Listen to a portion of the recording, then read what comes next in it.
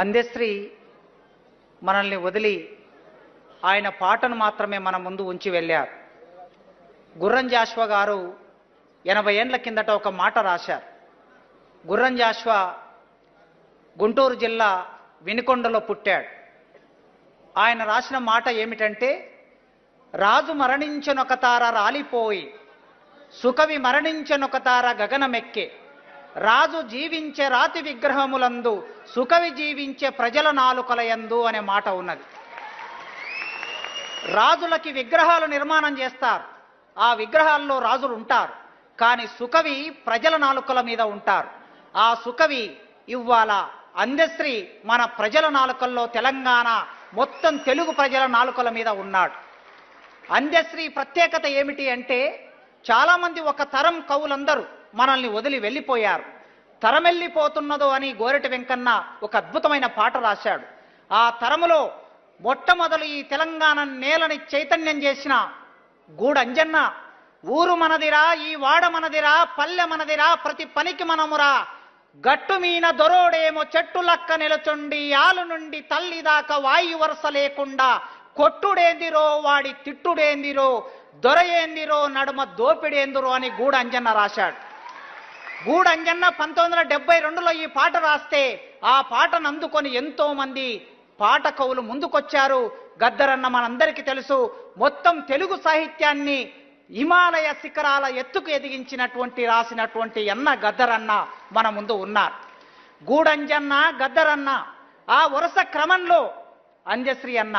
ఈ అందశ్రీ అన్నకి, ఈ అన్నలకి, మిగతా వారికి కవులకి, పాట కవులకున్న ప్రత్యేకత ఏమిటంటే, గూడంజన్న డిగ్రీ వరకు చదువుకున్నాడు, గద్దరన్న డిగ్రీ వరకు చదువుకున్నాడు, గోరెటెంకన్న పీజీ వరకు చదువుకున్నాడు. అందశ్రీ అన్న అక్షరాలు నేర్చుకోవడానికి ఒక పెద్ద యుద్ధమే చేశాడు. కనుక ఒక పెద్ద యుద్ధం చేసి ఈ కవిత్వం నాకెందుకు రాదు అని ఒక ప్రశ్న వేసుకున్నాడు. చాలా మంది నన్ను అడిగారు, అందశ్రీ అన్న పద్యంలాగా ఎందుకు రాస్తాడు పాటని, గద్దరన్నలాగా, గూడంజన్నలాగా, గోరెటి వెంకన్నలాగా పాటను ఎందుకు రాయడు అని అడిగినప్పుడు నాకు ఒకటి గుర్తుకొచ్చింది. ఆనాడు గుర్రం జాషువా సంస్కృతం నేర్చుకుందామని స్కూలుకు వెళితే సంస్కృతం నేర్పకుండా స్కూల్ నుంచి బయటికి నెట్టేశారు. నెట్టేసిన తర్వాత తన మిత్రుని ద్వారా సంస్కృతం నేర్చుకొని, బ్రాహ్మణ కవులారా, మీకు నేను ఏమాత్రం తీసిపోను, మీరు రాసిన పద్యంతో కన్నా నేను ఎక్కువగా పద్యం రాయగలనని గుర్రం జాషువా నాడు నిరూపించాడు. ఆ తరువాత అక్షరానికి దూరమైన మనిషి, ఊరికి దూరమైన మనిషి, తల్లిదండ్రులకి దూరమైన మనిషి, తల్లిదండ్రులే లేరని ప్రకటించుకున్న మనిషిలు ఎక్కడికి వెళ్ళాడు? అడవుల్లోకి వెళ్ళాడు, ప్రకృతిలోకి వెళ్ళాడు. పక్షులు, చెట్లు, చేమలు, పుట్టలు చుట్టాలుగా మారిపోయాయి.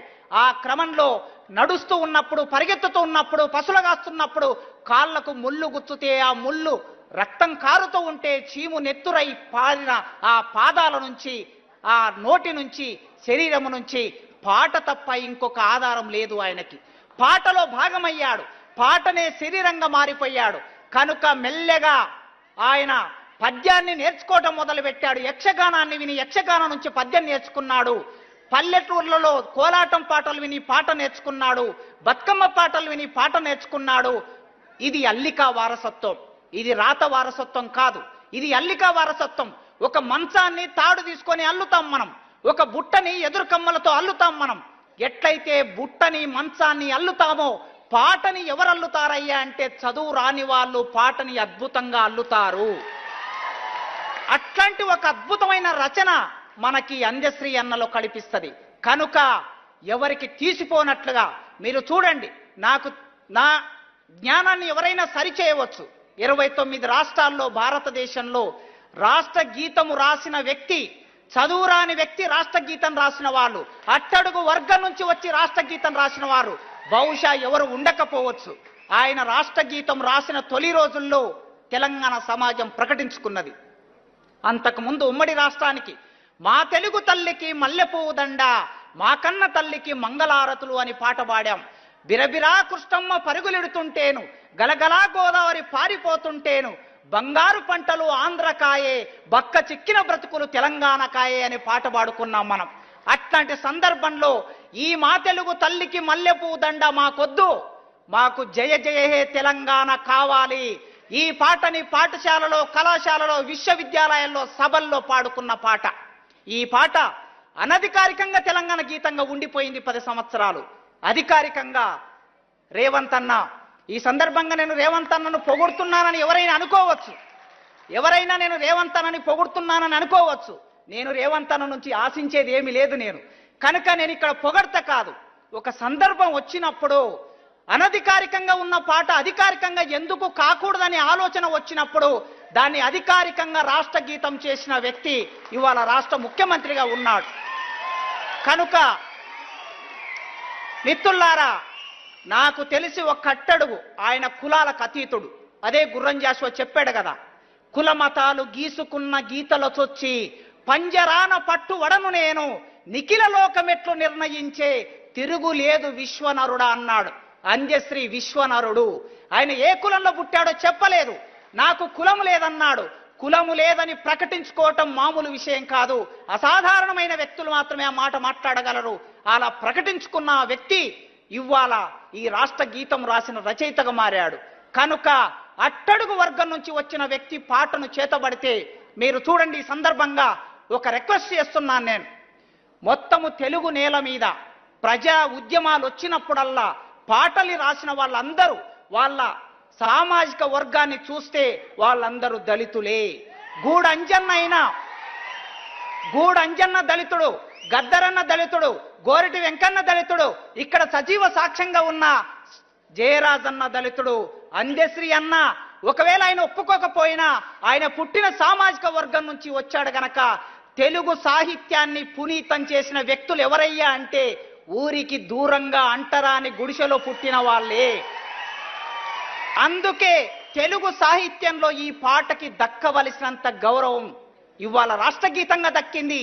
ఇంకా జరగవలసింది ఏమిటంటే ఉస్మానియా విశ్వవిద్యాలయంలోనూ తెలుగు విశ్వవిద్యాలయంలోనూ ఈ పాటల మీద ప్రత్యేకంగా పరిశోధన చేయడానికి ఒక కళాపీఠాన్ని నెలకొల్పి లేదా ఒక పరిశోధన కేంద్రం నెలకొల్పి దానికి కావలసిన నిధులని ప్రభుత్వం వైపు నుంచి ఇస్తే ఈ పాట గొప్పతనం ఏమిటో వేల సంవత్సరాల కిందట రాసిన నన్నయ్యలాగా ఈ పాట గొప్పతనం కూడా నిలబడుతుంది.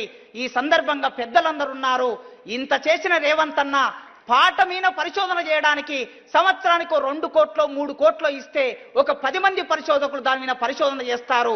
ఈ ఒక్క పని చేస్తే ఈ పాట దిగంతాలకు వ్యాపిస్తుందని కోరుకుంటూ నాకు ఇచ్చిన ఈ అవకాశం ఈ సందర్భంగా అందశ్రీకి, ఆయన లోకాతీత కవి, ఆయన లోక కవి, ఈ లోకాన్ని మనిషి విధ్వంసం పోతున్నప్పుడు మాయమైపోయిన మనిషిని తన పాట ద్వారా వ్యక్తం చేశాడు. అదేవిధంగా ఈ సమాజంలో కొమ్మ చెక్కుతే బొమ్మరా, కొలిచి మొక్కుతే అమ్మరా, ఆదికే.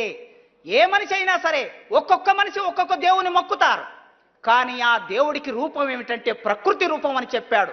ఆ పాటలో మీరు చూస్తారు, ఎవరి నమ్మకాలు వాళ్ళవి అన్నాడు. ఇవాళ దేశంలో ఉన్న వాళ్ళు ఏమంటున్నారు, ఒకే దేవుని మొక్కాలే, ఒకే ఓటు ఉండాలి, ఒకే ట్యాక్స్ ఉండాలి, ఒకే పార్లమెంట్ ఉండాలి, ఒకే ప్రధానమంత్రి ఉండాలి అంటున్నాడు. కానీ అందశ్రీ అని అన్నాడు, ఎవరి నమ్మకాలు వారివి. ఎవరి నమ్మకాలు వారి ఉన్నప్పుడు ఒక ఎల్లమ్మ ఉంటుంది, మల్లమ్మ ఉంటుంది, పుల్లమ్మ ఉంటుంది, పోలేరమ్మ ఉంటుంది, కట్టమైసమ్మ ఉంటుంది, రాముడు ఉంటాడు, కృష్ణుడు ఉంటాడు, శివుడు ఉంటాడు. ఎవరి నమ్మకాలు వాళ్ళవని ప్రకటించిన ఒక అద్భుతమైన కవికి నివాళులర్పించే ఒక అవకాశం నాకు ఇచ్చినందుకు మీ అందరికీ పేరు పేరున వందనాలతో థ్యాంక్ యూ.